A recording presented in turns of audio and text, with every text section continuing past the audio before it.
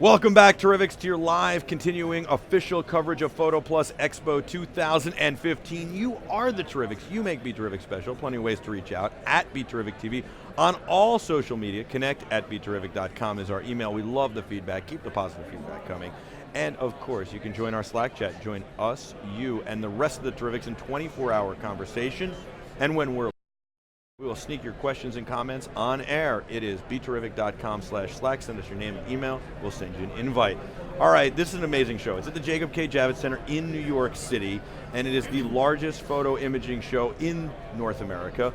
I am honored and privileged to have Andrea Fasano, my co-host, beside me. Too kind.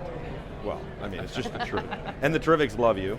And also honored and privileged to have Chuck Westfall here from Canon. This is like your fourth appearance on BeTerrific.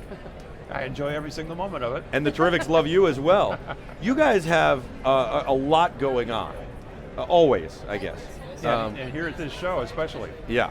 Absolutely. So first of all, like a week before the show, there was a price break on the 5DS and 5DR. Is that correct? Yeah, actually, it was just a kind of a promotion time. Oh, it was a flash sale. Right. Okay, and then you've got a lot of announcements, some new cameras that fall in the realm. Exactly, and that's one of the highlights here for us at the show that we'd love to tell you about. We actually have 3 new cameras that we introduced just earlier, about the last few weeks, and then they're being shown for the first time in public here at the show. Oh, wow. And you know what I love about PhotoPlus is that it's not an industry-only show. We do a lot of shows, especially for tech and for video and photo, that are industry-only. This is not an industry-only show, so the consumers can come in here, the public can come in here and get their hands on the equipment, and they can play with it and touch it and see it even before they actually can buy it in a store. So you've got a couple of new cameras, one being a new EOS camera. Yeah, we'd love to tell you about it. It's the EOS M10. Now this is a different EOS than normal because most of our EOS cameras are traditional DSLRs where they have a moving mirror. This is a mirrorless camera. And so it is about the same size as a point and shoot, but it has a totally interchangeable lens mount. We have about, I'd say maybe 5 or 6 lenses that are native to that mount. An adapter that'll take all of the SLR lenses, so basically you can choose whatever you want. So it'll work with, when you buy the adapter, it'll work with any EF mount glass. Exactly, EF or EFS, either way. Sure, that's excellent, that's really great. And this is the 3rd camera in the mirrorless line? Yeah, actually it is probably the 4th if you really want to be technical about it, but it's the 2nd one that's currently available. So we introduced the M3 earlier this year, which is more or less, I would say, the kind of like the higher model. Sure.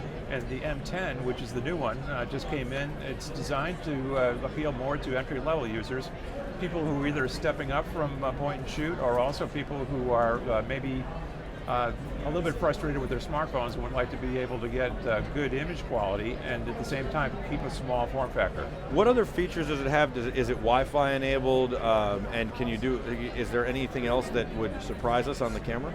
Yeah, absolutely. That's a critical thing for any new camera these days, especially so this camera, the M10, has built-in Wi-Fi and NFC.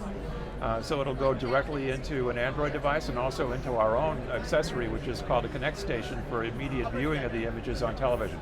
Wow, that's cool. You showed that off to us at CES. Exactly right, yeah. So you remember that one from... I do, it's a great product.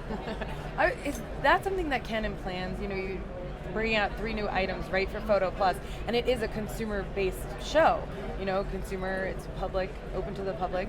Is that something that you guys consider before releasing that? Well, we were very, very happy to have the opportunity to introduce these cameras here at the show because this is actually just the entry to the 4th quarter and the Christmas holiday season. So it's a perfect opportunity for people to start looking ahead to what they might be interested in for those holiday times. Yeah. And you've got a couple other cameras that are really impressive as well that are out. That you've announced here at the show. Right. What we've done is we've started to expand our Powershot series. Now, Powershot is the fixed lens camera as opposed to the interchangeable lens. Sure. So the Powershot is, you know, I remember the first Powershot I really remember, and there were many before that, but the one that got me excited was the ELF. It was the first digital Powershot that was a very small form factor, a little bit of a zoom, and it had, if you remember, it had followed in the lineup of the ELFs that had taken those little cartridges, and so you built upon that, right. And now it kind of feels like, in my mind, and it's just because I have such good feelings towards the original one, that all of these are ELFs, even though they're not. Yeah, actually, the ELFs, at this point, they're more or less, I would say, the real entry level for us, sure. Whereas the G series is more the high end. So it's really designed more for enthusiasts, people who would like to be able to get all the full range of exposure controls and other features. But the thing to me is that they're always very small, thin, light. It's basically like an accessory, not carrying a camera. Yeah, and that's really one of the features I wanted to mention, because we have two cameras here. The G9X, I'll start off with first, is of that type that you were mentioning, where it's very, very small and can fit into a shirt pocket very easily. Yet it has a 1-inch sensor, and that's about roughly 3 times bigger than the sensor that we put in previous Powershots like the ELFs. So that means that you'll get a much, much better image quality with lower noise and better low light performance. Wow, that is really great. And what is the zoom range on these? This one has a 3 times optical zoom, so it's a 28 to 84 equivalent. And it'll fit in a shirt pocket. Yeah, and it's available in 2 different body colors, so you can kind of decide which way you like to go. There's the all black version, which has been kind of like the typical. Sure. Yeah. But then there's now the retro version that has a silver top, and then it has leather tone on the side, so it feels kind of like the old cameras from the 50s and 60s. I like that. Have you ever and BeTerrific both have the same red tone, black background? It's kind of, I call it the BeTerrific red, I'm sure you guys call it Canon red. You're absolutely right. And so the other camera that you were telling me about is the other Powershot, the other G series. It's the G5X, which is a little bit higher up in the line. So in our case, the lower the number, the higher it goes in the line. So in the G5X, the special feature there is that it has a built-in electronic viewfinder. And so now, people were looking for the ability to hold the camera up to their eye so they wouldn't have to try and look at the back panel all the time. I still like that very much. It's kind of like going back to it, right? Yeah, I also like it because I'm a journalist and I don't want you to know if I'm shooting video or photo. And I also, in bright sunlight, I now know I've got a backup. I'm big on backups, right? I have to have a plan, and 18 backups behind those 4 plans. So there's just a million different things you can do with this camera. Besides taking great still pictures, 20 megapixel resolution with the 1-inch 20 sensor. megapixels, Right. wow. You also have the ability to do full HD, all the way up to 60 frames a second. And it's really a very, very high quality video that the camera is even built in such a way that it's going to support you if you're on a tripod or on a monopod, because it has a fold out finder that you can adjust and get the right angle. Wow, that is great. Did you know you can plug external microphones in through a mic jack, maybe a 3.5 millimeter one, and if there's a headphone jack on it as well? Yeah, as a matter of fact, on this camera there is, on both of these, I believe. So you're able to get basic almost camcorder type performance in a much smaller and more affordable type form factor. Very cool. What's one of your favorite Canon products? Oh boy. I know it's a The wide newest range, one. but I mean, come on, he's got to say the newest one. But there's 3 new ones. Yeah, out of all these 3, I'd have to say that the G5X is the one that I enjoy the most, because really it has so much, yet it's so small and easy to use. What's your great. favorite It's all-time convenient. Canon product? Maybe it's something that made you fall in love with the brand, or when you first started working there that was like, wow, this is amazing. Well, the one that really impressed me when I first got involved was a camera called the A1. Sure. And that was back in the late 70s. And what was really special about that camera was that it was one of the very early ones, if not the first, that had the program mode on it for fully automatic. And so we've got obviously a lot of history since then, but that A1 was more or less the beginning for me. Wow, very cool. And we've been talking a lot about creating the image, but the other side of creating the image is printing it out. And I think not enough time is spent talking about that and talking about the process and the quality. And you guys have a new printer. Yeah, and that's a perfect way for us to be able to move into talking about how it's a whole input to output solution for Canon. So we've got the cameras, we've got the lens, the images now, what do you do to actually display them? And the printing is really an important part of that. So we just introduced the new ImagePrograf Pro 1000, which has a 17-inch wide printer feed on it that allows you to do huge poster-sized prints basically from your desktop. Oh, Wow. wow. And it also has 12 inks, so that means that you get fantastic color, and also if you're into black and white, you'll be able to get just tremendous tonal gradation and very deep blacks and very bright highlights. Do we know how long the photos will last? Is it archival, or is there a... Absolutely. It is archival. Yeah, so what Wow. we're talking about here, this is called a pigment ink printer, and it's been rated on the black and white prints for up to 200 years, Wow. as long as they're in dark storage, or up to 70 years even when they're exposed out to the air. Wow. Wow. That's incredible.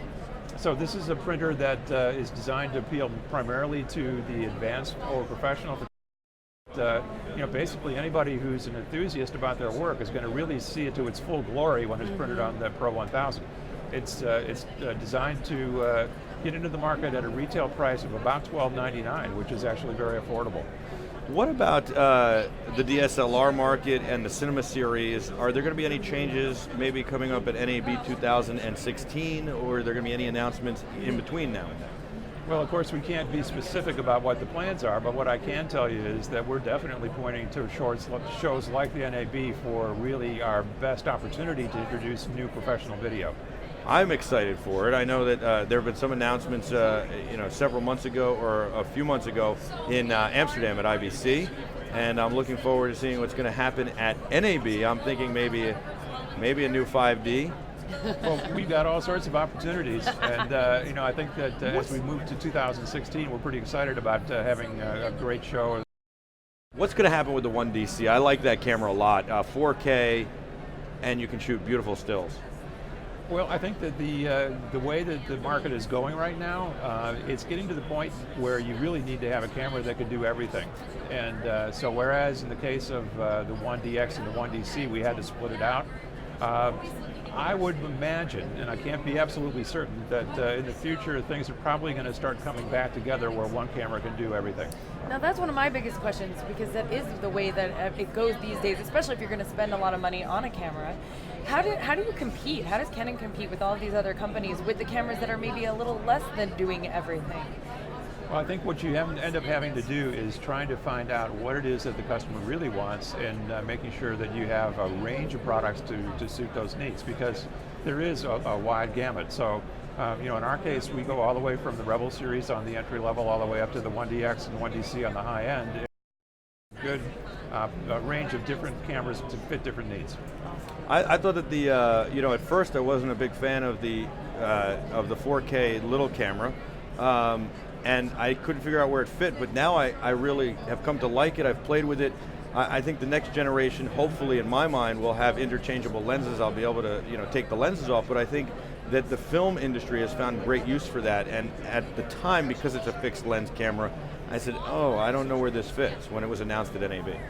Well, the thing is, when people get an actual opportunity to use the equipment, that's when we really start thinking about what the possibilities could be. And that's why I love a show like this, where people can actually get their hands on the gear and really check it out. Thank you so much for your time. I really appreciate it. Will you say hello to my good friend Paul McNiff? Sure. All right. Absolutely. Thank you so much. That is Chuck. We'll be back with a whole lot more right after this.